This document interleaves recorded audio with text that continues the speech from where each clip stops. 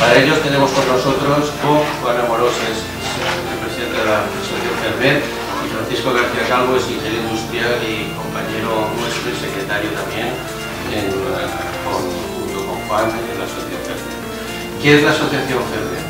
Pues sabéis que es una asociación que está ubicada en Bruselas y que tiene como objetivo pues, promover el desarrollo de todas las conexiones ferroviarias en el ámbito europeo. Dentro de ellos aparece todo lo que es el desarrollo del corredor mediterráneo.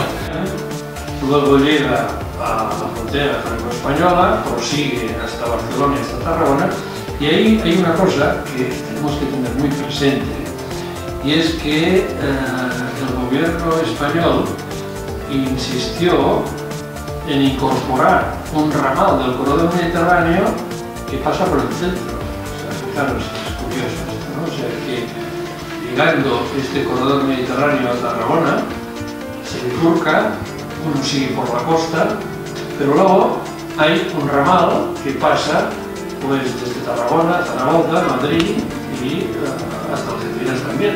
Y entonces se va a preparar un informe, que estamos trabajando en él, que va a analizar la situación actual y va a proponer soluciones a corto plazo, porque esto es lo que nos interesa.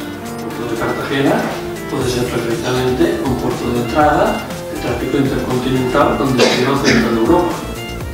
Esto está claro, sobre todo si hay un puerto del Borguel con el calado que parece que puede tener, que admitiría grandes buques de contenedores, pues esto es una posibilidad.